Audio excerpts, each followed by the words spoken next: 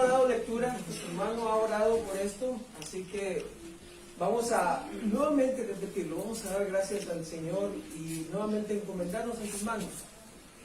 Si oramos mucho, el Señor nos bendice, hermanos. Amén. Padre,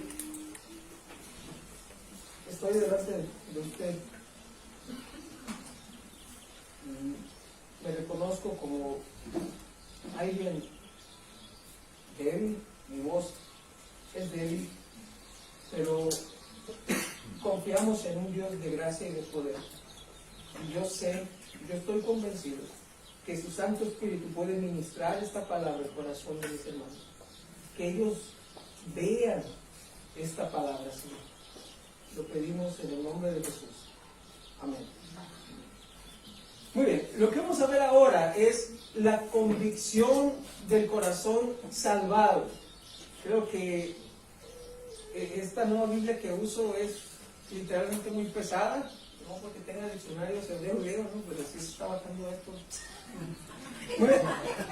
La convicción del corazón salvado. ¿Qué significa? La seguridad. Esta convicción significa, estoy seguro que tengo un corazón que ha sido salvado por el Señor. No dice corazón salvo, corazón salvado, porque es Dios quien salva, hermano. Y es lo que quiero ver con ustedes. Muchos contienden en la iglesia local, pero sinceramente pueden mirar un poco al pasado y recordar a algunos que quizá han desertado de lo que defendieron antes tan ferozmente, hermano. Se miraban tan convencidos, pero se fueron. Hay otros casos que podrían incluso confundir a muchos y hacerlos pensar que aunque la salvación no se pierde, sí tiene falso contacto. Hombres y mujeres que respetábamos, hasta quizás admirábamos, pero desertaron. Posiblemente tienen nombres ustedes en su cabeza de aquellas personas que vinieron aquí y salieron de aquí. No me tocó a mí conocerlos, pero a usted sí. Judas escribió esta carta hablando de esas personas. En el versículo 4 tenemos el pasaje clave que describe el propósito de esta carta. Dice, porque algunos hombres han entrado encubiertamente, los que desde antes habían sido destinados para esta condenación. Hombres impíos que convierten en libertinaje la gracia de nuestro Dios y niegan a Dios, el único soberano, y a nuestro Señor Jesucristo. Hombres y mujeres que respetábamos, que admirábamos, que decíamos, yo quisiera, con suerte podré llegar a convertirme en la mitad del hombre que Él es. Pero se fueron. Apostataron de la fe. Esta carta es llamada por algunos comentaristas, haciendo un juego de palabras con los hechos de los apóstoles, esta es llamada los hechos de los apóstatas. Un apóstata no es, mi amado hermano, el que perdió la salvación. Un apóstata es un pecador no arrepentido que fue presa del engaño de su propio corazón. Jesucristo es la persona más atrayente sobre toda la tierra. La persona de Cristo es la figura más atractiva que ha existido en este mundo. Muchas personas vienen a escuchar el mensaje de Cristo, pero no todas son salvas. Muchos son llamados. Usted puede terminar ese texto. Pocos son escogidos. Entonces, un apóstata no es el que perdió su salvación, sino un pecador no arrepentido que fue presa del engaño de su propio corazón al escuchar la doctrina de Cristo, pero que estuvo por algo de tiempo, quizá contendió, mejor dicho, ferozmente por la fe, pero se fue. El apóstol Juan habla en su primera carta, en el capítulo 2, versículo 19, de estas personas. Salieron de nosotros, pero no eran de nosotros. Porque si hubiesen sido de nosotros, habrían permanecido con nosotros, pero salieron para que se manifestase que no todos son de nosotros. El corazón del hombre, hermano, es engañoso y perverso. Créanme, por eso podemos hallar confianza en saber que Dios conoce perfectamente nuestras necesidades, porque algunos a lo mejor hemos pensado, el Señor provee para las necesidades. Oye, pero si yo tengo necesidad de esto y de esto y de esto. No, eso es lo que tu corazón te está diciendo, pero Dios conoce verdaderamente tus necesidades. Así que Jeremías 17:9 nos habla que nuestro corazón es engañoso. El apóstol Pablo no se salvó de atestiguar un caso similar. En Colosenses 4:14 y Filemón 24, Pablo reconoce a un colaborador suyo, Demas. Imagínense, un discípulo de ministerio. Haz de cuenta como yo aquí con los pastores Antonio y Brian, allá con Pablo, Demas, estamos hablando casi del mismo nivel, ¿verdad? Allá con Pablo, Demas, su discípulo de ministerio, dejó la comodidad de su casa, dejó megacable, hermano, de la electricidad, dejó todo para seguir a Pablo. Estaba con él en la prisión donde Pablo escribe a los colosenses, a los efesios y a Filemón.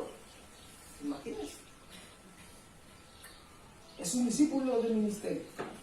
Pero años más adelante, Pablo dice a Timoteo, porque Demas me ha desamparado, amando este mundo, y se ha ido a Tesalónica. Pablo estaba convencido que este hombre amaba al Señor. Pero ¿qué creen, hermano? No fue así. No fue así. Demostramos nuestro amor por el Señor en la medida que permanecemos en su palabra. Hablemos entonces de la convicción de la salvación. Judas escribe esta carta para contender con aquellos que no son cristianos, pero que se han metido de manera furtiva. Parecen cristianos, huelen a cristianos, pero no son cristianos.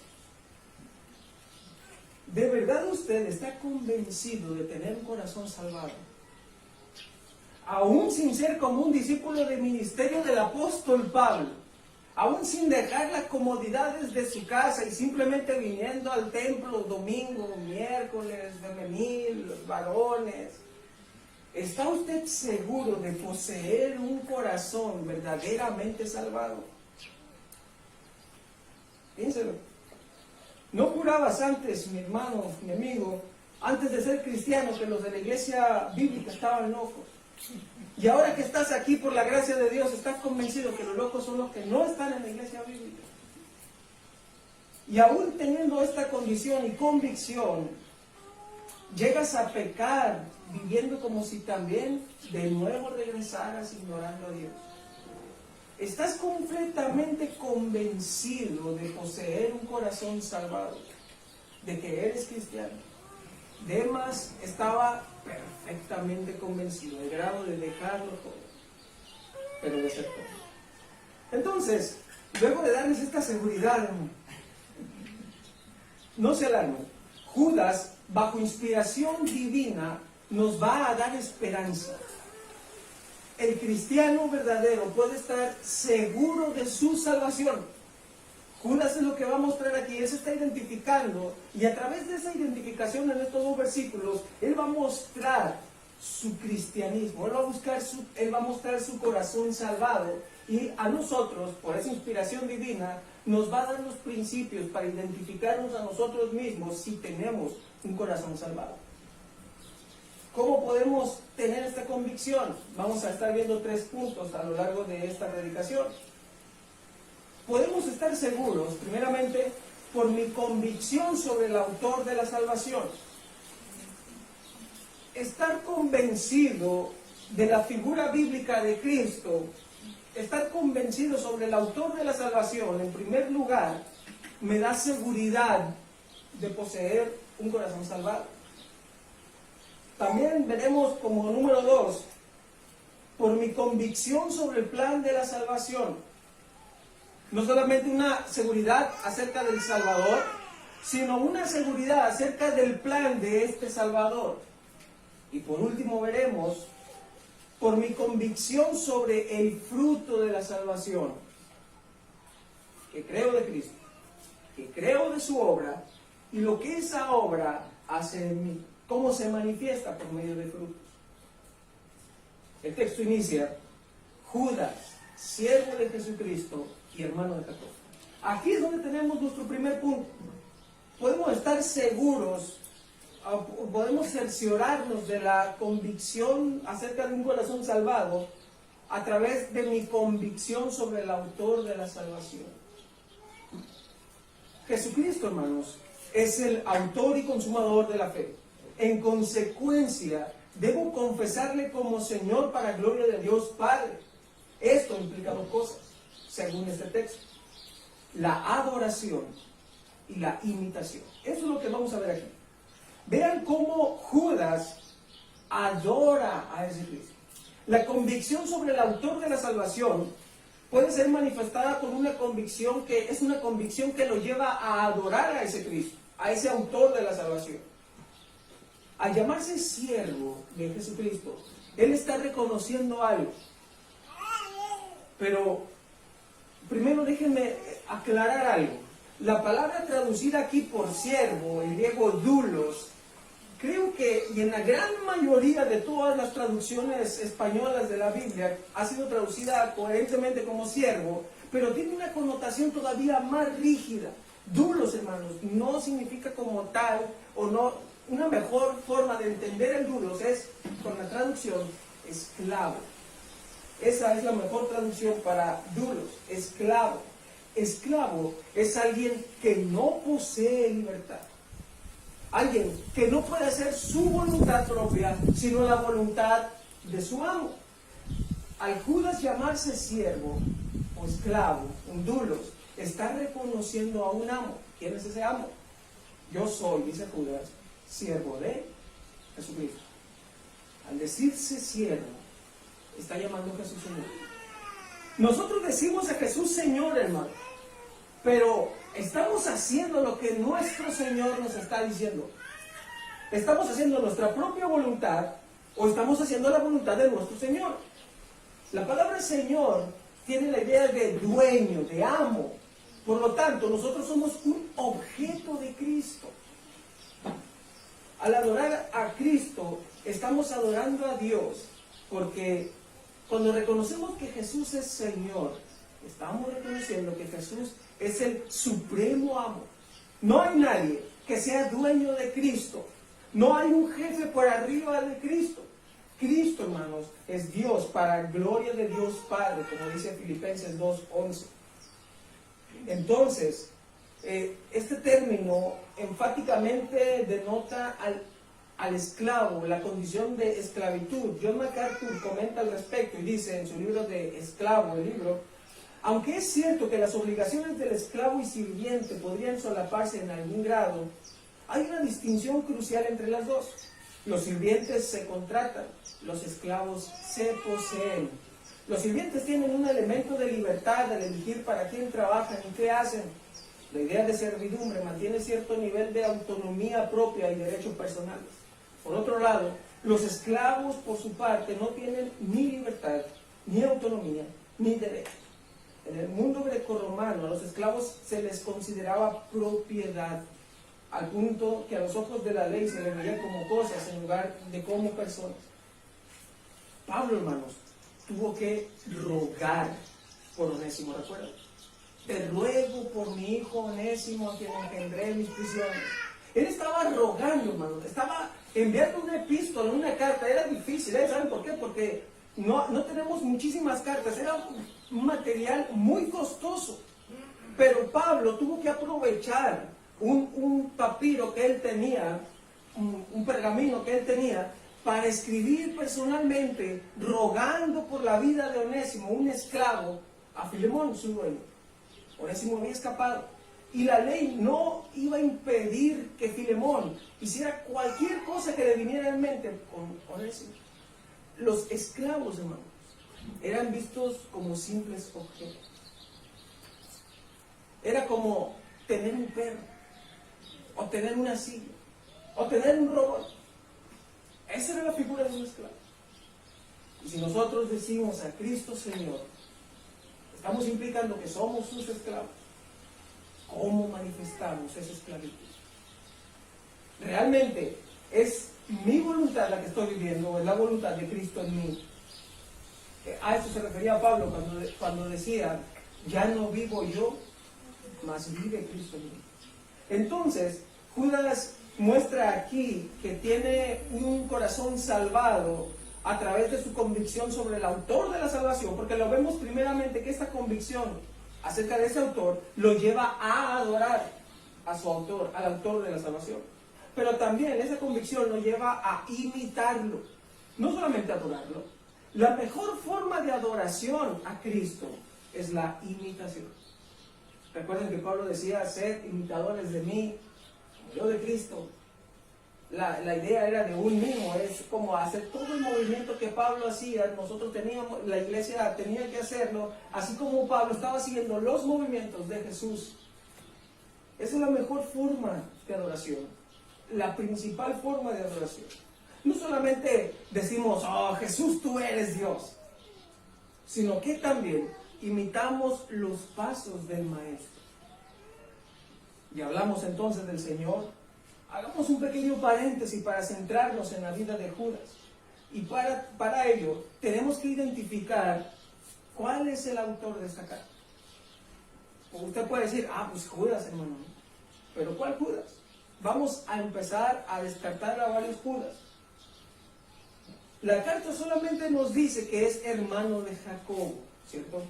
Entonces, podemos descartar a Judas, el profeta que acompañó a Silas, en Hechos 15, a Judas, Ananías recibió revelación para ir a la casa de un tal Judas a ver a Pablo, lo descartamos también. A Hechos 5:37 hay un Judas que era un falso Cristo antes de que Jesús llegara.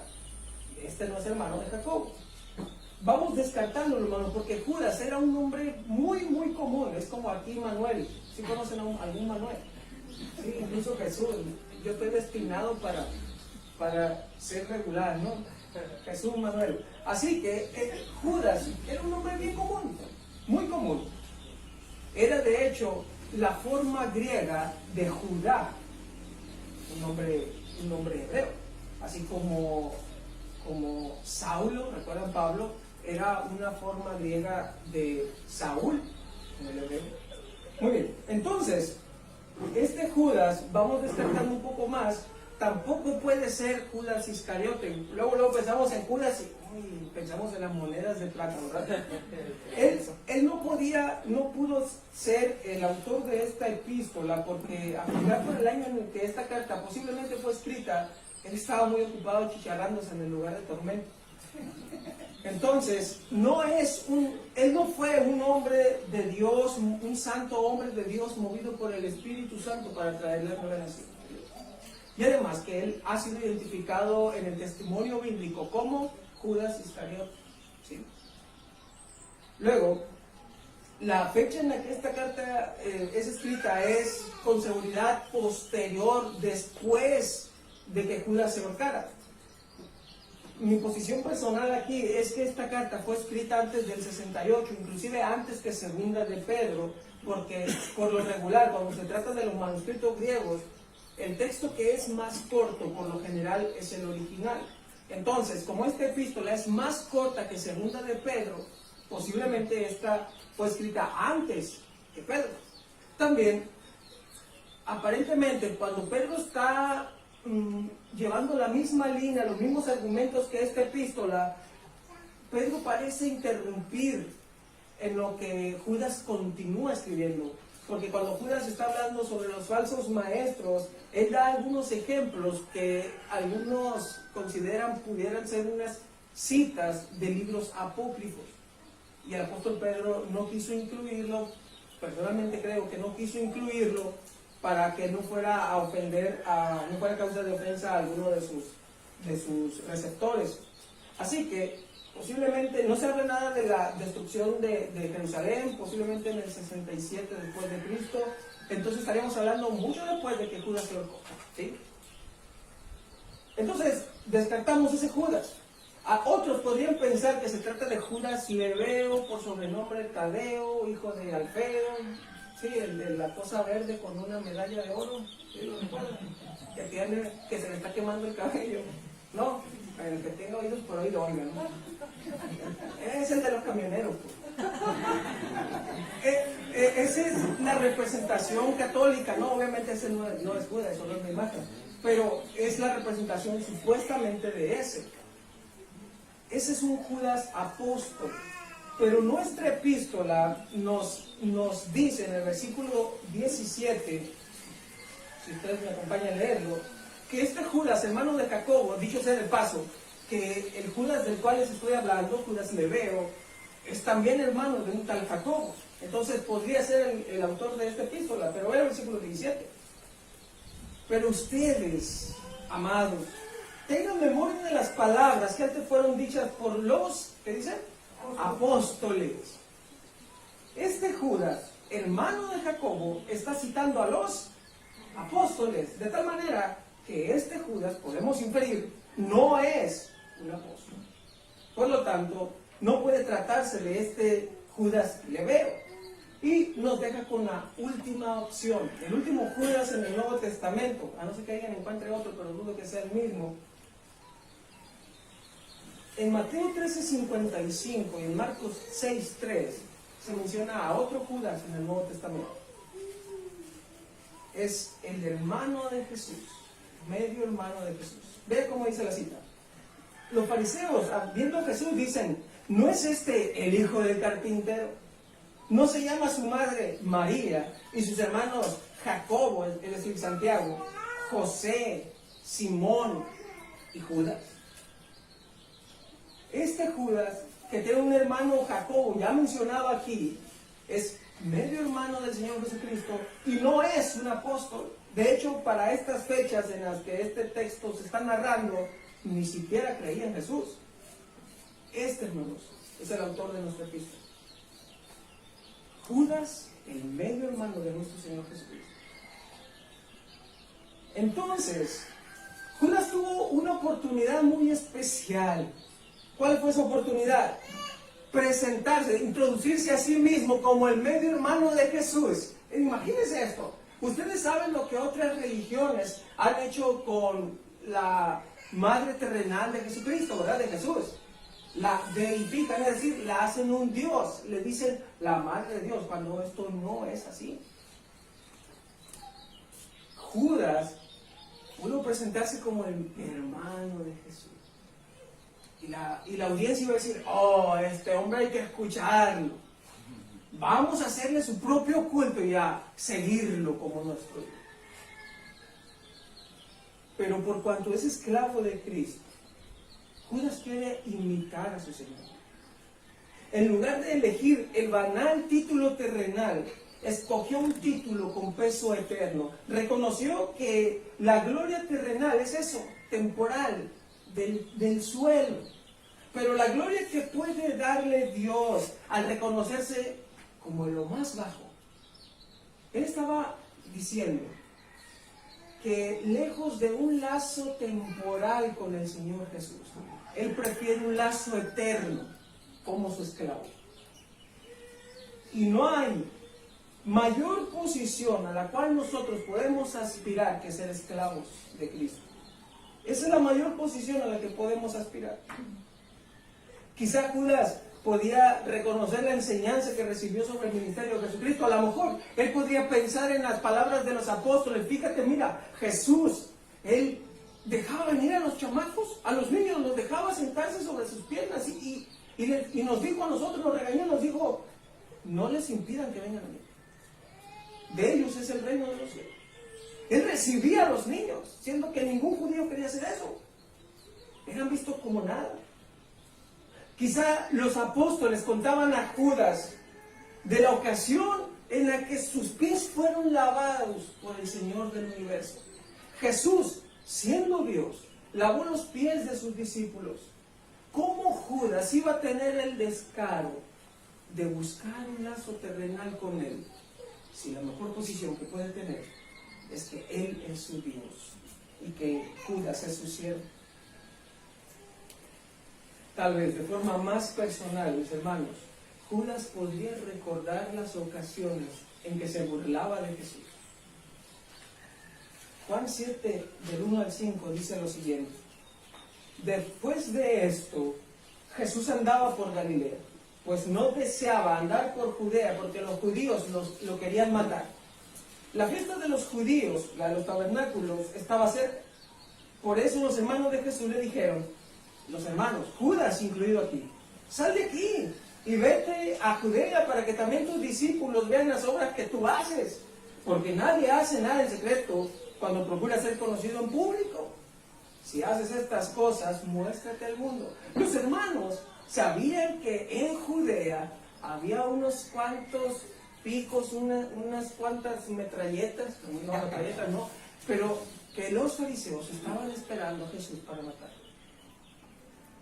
Y los hermanos estaban diciendo, ve allá a tu muerte. Eso estaban diciendo sus hermanos.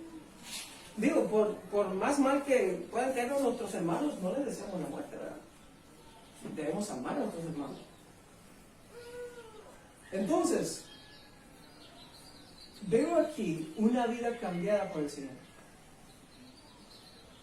Judas está imitando los pasos, no de su hermano, de su Señor. Jesús, en su pasar, en su recorrer temporal como un hombre igual a nosotros, al terminarnos cerca del cumplimiento de toda su obra, Él mostró un final para todo lazo terrenal. Cuando, no sé si lo recuerdan, María y los hijos, los hermanos de Jesús, estaban buscando a Jesús. Que dijeron, hey, tu madre y tus hermanos te buscan, ¿recuerdan? ¿Qué dijo Jesús? Los que hacen la voluntad de mi Padre, esos son mi madre y mis hermanos. Ya no estaban reconociendo a María como ahora se llamaría Madre de Dios. Judas es consciente de esto. Y él dice, lo más grandioso a lo que yo puedo aspirar es ser su esclavo. Es ser su esclavo. Esta, hermano, es una convicción sobre el autor de la salvación. Que yo soy su esclavo y que debo imitarlo. Voy a tener una convicción de un corazón salvado, primeramente, por mi convicción sobre el autor de la salvación. Y, en segundo lugar, la convicción del corazón salvado puede manifestarse a través de la convicción sobre el plan de la salvación. Número 2, por mi convicción sobre el plan de la salvación. Judas sigue escribiendo. Judas, siervo de Jesucristo y hermano de Jacobo, a los llamados, santificados en Dios Padre y guardados en Jesucristo. Vean, mi convicción sobre el plan de la salvación. ¿Quién es aquel que siente más inseguridad en su corazón acerca de su salvación? Es aquellos que consideran que la salvación se pierde, ¿cierto? Aquellos que ignoran la doctrina importante considerando solamente el esencial, es decir, aquellos que dicen, solo sé que Cristo es Dios y que se entregó a sí mismo por mí y que si yo me arrepiento y creo en Él, soy salvo. Todo lo demás no es tan importante. Alguien que considera solamente eso puede dudar, puede tener inseguridad, no va a tener una convicción del corazón salvado. Alguien que piensa que la salvación se pierde puede dar gloria a Dios, pero solamente aquel que está seguro, que sabe que está seguro en Dios, puede darle toda la gloria a Dios. Los que dudan de la salvación dan gloria a Dios, pero los que están seguros de ella dan toda la gloria a Dios. ¿Por qué? Porque aquel piensa que él tiene que hacer obras y por lo tanto está preocupado en obrar, en obedecer. Pero aquel que está seguro, aunque debe obrar y debe buscar obrar y obedecer, sabe que Dios es todopoderoso para guardarlo sin caída y sin mancha, como Judas lo dirá en el último versículo. Entonces, debo desarrollar una convicción sobre este plan, sobre la obra de la salvación de Cristo. Y esto se va a manifestar, según este texto, en tres aspectos de la salvación.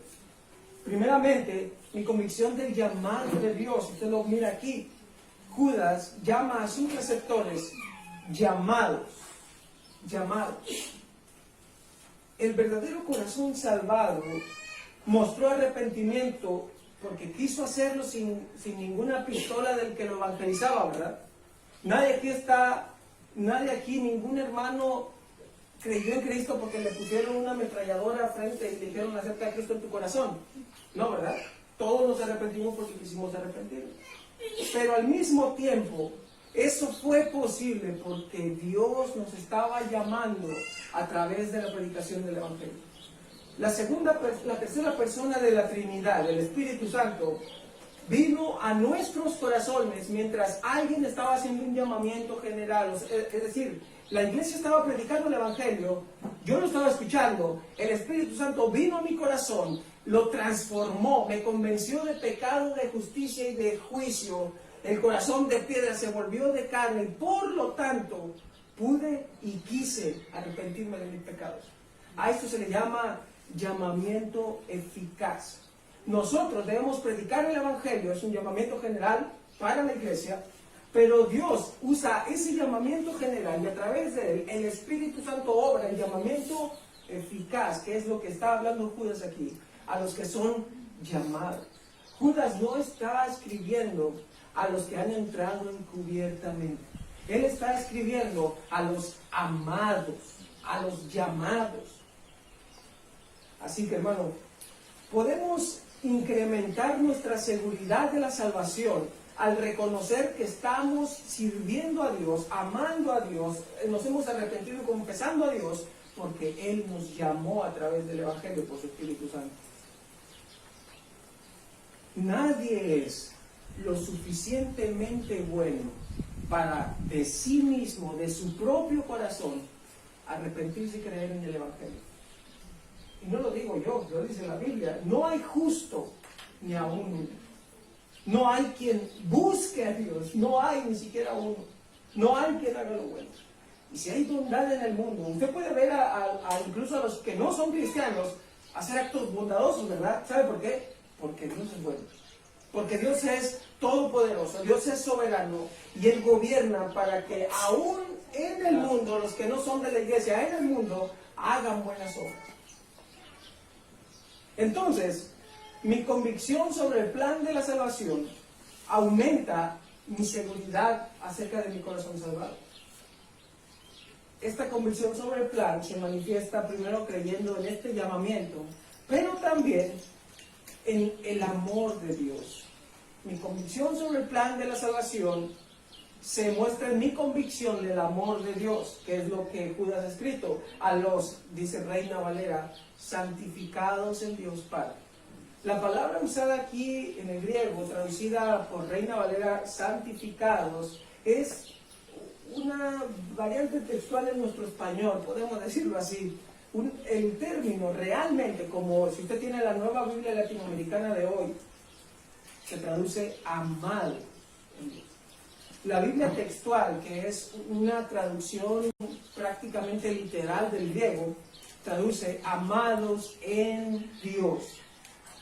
Judas escribe a los llamados, a los amados en Dios. La idea aquí es que los llamados somos el objeto del amor de Dios. ¿Saben por qué Dios está llamando a la gente? Porque Dios ha amado entre la gente. Dios ha amado entre la gente. Pero es bastante peculiar la forma en la que Judas lo escribió. Él no nos lo dice como el apóstol Juan nos dice que Dios nos ama y si nosotros amamos a Dios es porque Él nos amó primero. El propósito de Judas no es demostrar la razón por la cual amamos a Dios, como Juan lo está señalando. El propósito de Judas es hacernos notar la seguridad que podemos tener en sabernos amados por Dios. Es decir, amados como... imaginen esto, nosotros estamos bajo la sombra de este tejabal. Si salimos de él, vamos a tener el sol, ¿verdad? Estamos cubiertos, o diría el filósofo, cubridos. Estamos cubiertos del sol mientras estemos en este lugar. Si salimos de él, el sol viene a nosotros. Estamos situados en el amor de Dios. Nos movemos en el amor de Dios. Pero Dios es enorme. Pablo dice, porque en Él vivimos y nos movemos y somos, como algunos de vuestros propios poetas también han dicho, porque el linaje suyo somos. Estamos parados sobre algo que lo abarca todo. Imaginen esto. Nadie en su sano juicio va a decir, yo voy a echarle 50 pesos a la camioneta y voy a recorrer todo el mundo 80 veces, ¿no? No, el mundo en 80, una vuelta al mundo en 80 días, ¿cómo es? Sí, ok. Muy bien. ¿Qué versículo es, hermano? Entonces, nadie dice, no, mejor no lo voy a hacer porque qué tal si queriendo conocer todo el mundo me caigo del mundo. ¿Sí? Como aquellos que pensaban en la época medieval que la tierra era plana, sostenida por un elefante, por elefantes, por tortugas o por el Atlas, que era plana y que si lo seguían caminando se iban a caer. Pero podemos movernos y dar vueltas a todo el mundo, jamás salirnos de él, ¿verdad? Esa es una mejor ilustración para esto. El amor de Dios, por su amor, nosotros somos inseparables de él. Si se tratara de que yo amo a Dios, tengo razones para sentir miedo por mis errores. Pero al saber que es Dios quien me ha amado, tengo razones para tener seguridad que este Dios me cuida. Esta es la seguridad. Reina Valera interpreta en lugar de traducir. Hay una implicación aquí, y lo que puedo decir es lo siguiente. Alguien que es amado por Dios y que está situado en el amor de Dios va a buscar la santidad, va a obedecer a Dios, va a responder activamente, positivamente a ese amor que ha recibido. Y por lo tanto podemos defender a la Reina Valera con esto de santificados.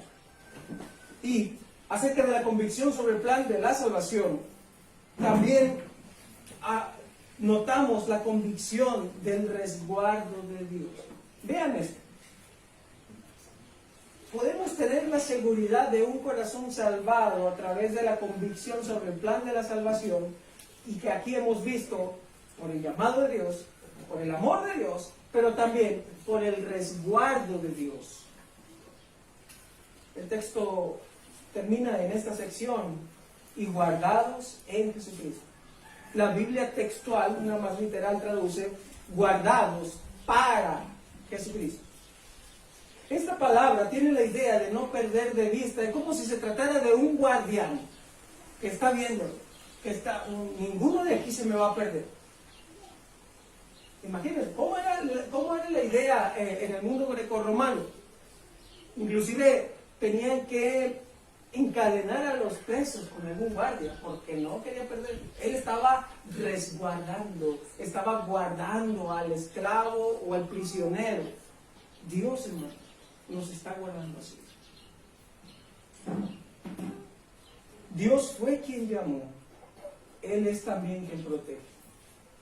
Pero llegará el día, hermanos, en que ya no necesitaremos que Dios nos guarde, y sí al mismo tiempo.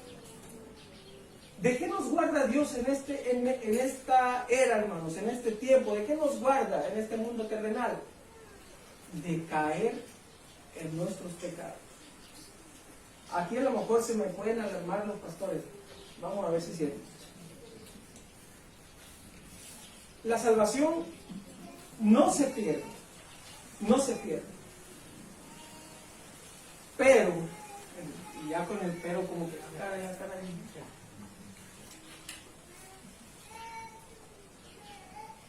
Hay una lucha por buscar que la perdamos. Tenemos tres enemigos, ¿usted recuerda? Satanás y los demonios, el mundo y la carne. Todos estos están buscando arrebatarnos la salvación. Recuerden, Jesucristo estaba diciendo a sus discípulos que llegarían en los últimos tiempos falsos cristos, falsos maestros que iban a tratar de engañar, aún de ser posible, a los escogidos. Satanás, el mundo y nuestra carne buscan arrebatarnos la salvación de Dios. Pero como Dios es el que la guarda, hermano, ¿qué creen? Ninguna otra cosa creada puede separarnos del amor de Dios, que es en Cristo Jesús, Señor. El que inició en ustedes la buena obra, la va a perfeccionar, la va a terminar. ¿Cuándo se termina? En el día de Jesucristo. La traducción más literal de esta porción de la Escritura es guardados para Jesucristo, la idea, hasta el día de su manifestación. Dios nos va a estar guardando de caer por nuestros pecados, por el mundo, por Satanás, hasta el día en que Cristo venga, por segunda vez. Porque cuando ese día venga, cuando Cristo venga, no habrá necesidad de guardarnos del pecado, porque Dios habrá terminado su obra en sus escogidos, en sus llamados, en sus amados. El resguardo de Dios para los que verdaderamente ha llamado es tan firme y seguro que Judas lo escribe: los que han sido guardados por Jesucristo. Los que han sido guardados por Jesucristo. Como si ya, como es traducido mejor como en el tiempo pasado, como si eso ya hubiera ocurrido, como si ya no hubiera necesidad, aunque la hay. Pero Dios puede llamar a las cosas que no son como si fuesen. Para Dios el tiempo no es un impedimento. Él puede decir, glorificó, aunque no nos ha glorificado. Porque si Dios lo dice, no hay nada más seguro en eso. No tenemos nada más seguro en este mundo que Dios. Y por último, hermanos, la convicción del corazón salvado, además de manifestarse por la convicción sobre el autor de la salvación, la convicción sobre el plan de la salvación, también por último, según este texto, se manifiesta por la convicción sobre el fruto de la salvación. Sobre el fruto de la salvación. Judas continúa. Judas, siervo de Jesucristo y hermano de Jacobo, a los llamados, santificados en Dios Padre y guardados en Jesucristo, misericordia y paz y amor os sean multiplicados. Judas, hermanos, tiene un deseo piadoso por ellos, por sus receptores. Dios ha puesto ese deseo ahí. Él les está diciendo misericordia y paz y amor. No les dice que, bueno, yo espero que ustedes reciban misericordia y paz y amor. Él está dando por sentado que ellos tienen la misericordia, la paz y el amor de Dios. Lo que Él desea es que esto crezca. Dice que esta misericordia, esta paz, este amor sea, ¿qué? Multiplicado, acrecentado, que siga aumentando más. Si Dios nos perdonó por su misericordia, ¿puede perdonarnos más? Si Dios nos ha dado la paz con Él en Cristo, ¿puede darnos mayor paz? Si Dios nos ha amado en Cristo, ¿puede amarnos más? ¿Saben?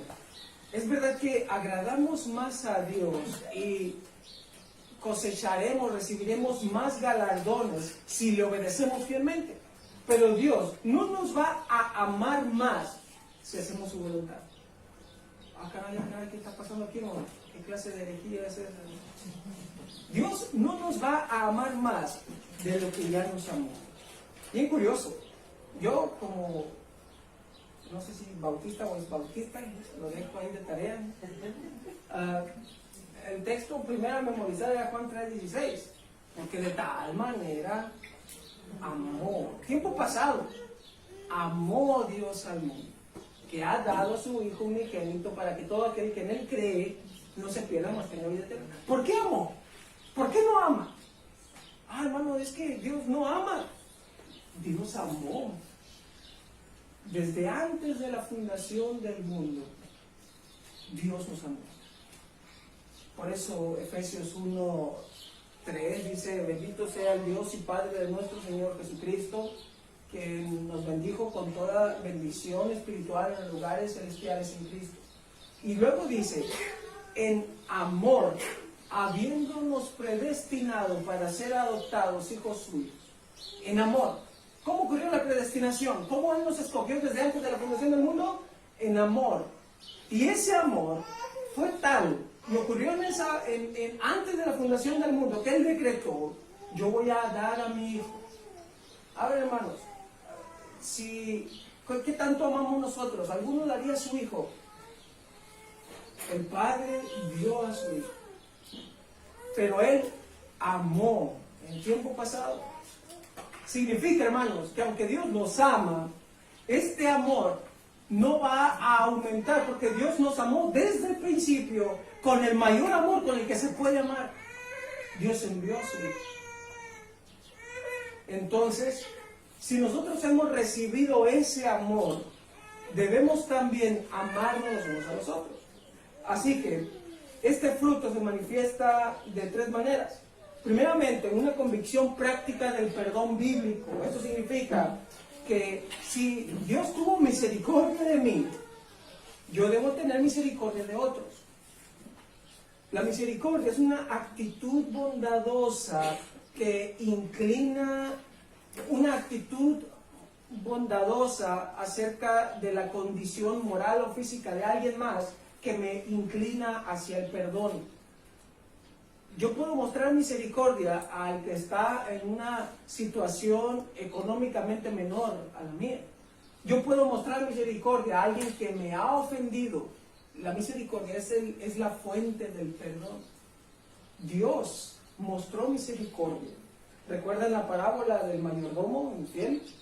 El mayordomo que recibió misericordia de su amo y que fueron 10,000 talentos los que le fueron perdonados. Y él no pudo perdonar a un consiervo suyo una cantidad más pequeña. Mostramos que Dios ha tenido misericordia de nosotros en la medida que nosotros tenemos misericordia de otros. Entonces es un asunto vertical, de Dios hacia mí primero, y luego horizontal, de mí hacia las demás personas. Judas desea que la misericordia de Dios se manifieste como el perdón entre la iglesia. Yo no puedo decir, hermano, Dios me ha perdonado, pero a ti no te quiero volver a ver ni en pintura. No podemos hacer eso, porque estaríamos diciendo entonces que no puedo darte algo que no he recibido.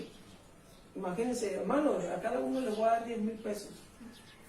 No puedo porque no he recibido, a ver, ¿cuántos son? No puedo hacer eso. No podemos dar lo que no tenemos. Y la misericordia que está hablando Judas aquí es la misericordia de Dios. También, este fruto se manifiesta con una convicción práctica de la paz bíblica. La misericordia es la fuente, la paz es el efecto, es como si la misericordia fuera una bocina y la paz fuera el sonido. La misericordia verdadera lleva a la paz. Una misericordia que no es verdadera no lleva a la paz. Yo debo experimentar la paz con Dios para entonces, como Pablo lo indica, buscar en cuanto sea posible la paz los unos con los otros y con todos los hombres.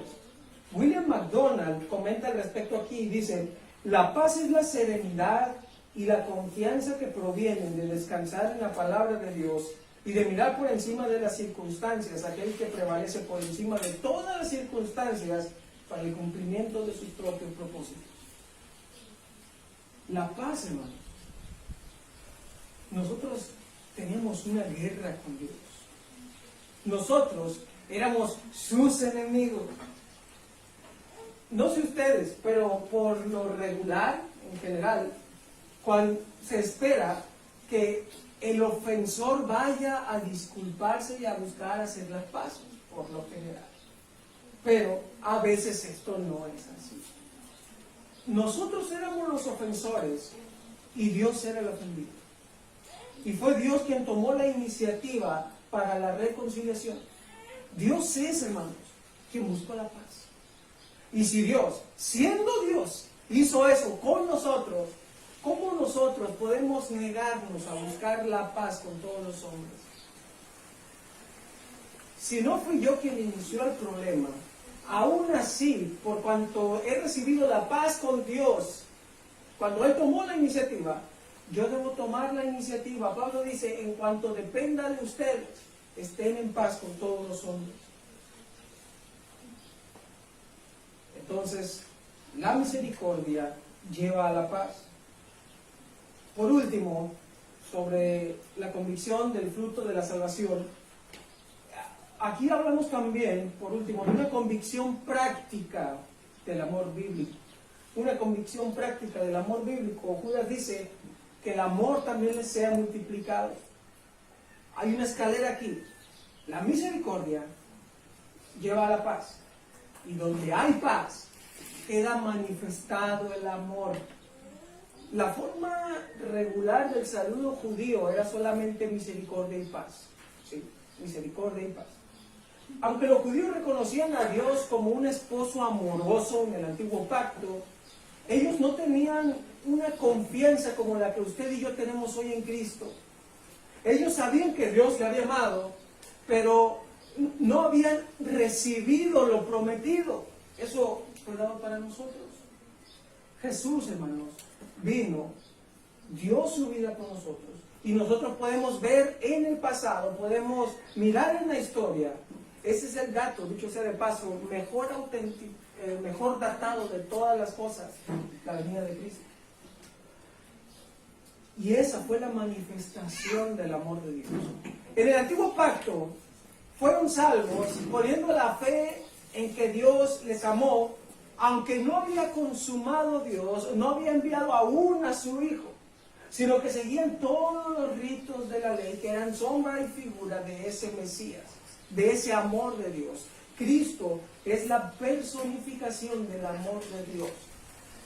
Que si nosotros pensamos en el amor, pensamos en algo abstracto, es como una idea, algo invisible. Faltará alguien que diga, pienso en el amor y me imagino un corazoncito, ¿no? Pero si pensamos en el amor, debemos pensar en Cristo, porque Cristo es el amor de Dios. Dios amó y entregó a su Hijo en sacrificio por nosotros.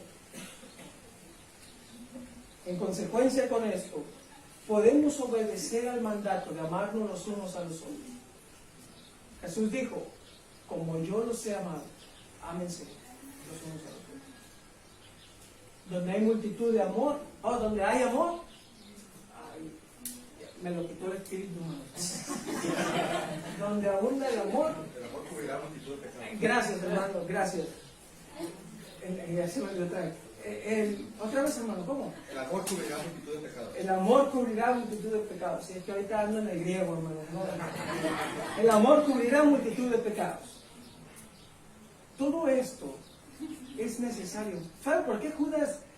Yo deseo, hermanos, que la misericordia crezca, que la paz crezca, que el amor crezca. ¿Sabe por qué lo está pidiendo? Porque la iglesia lo necesita. Hermanos, llegamos a tener problemas entre nosotros. Hay quienes vienen y todos de blanco cantando celestiales y no hay pecado aquí. Pero ofendemos muchas veces.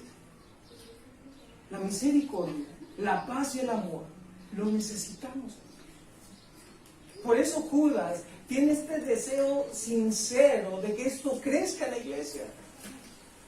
Y nosotros podemos estar convencidos de que tenemos un corazón salvado si perdonamos, si buscamos la paz, si amamos a Dios. No, es que este hermano no lo puede. Yo lo quiero amar, pero él lo hace tan difícil. Hay unos que son bien fáciles de amar, ¿no? Hermano Pope, ¿no?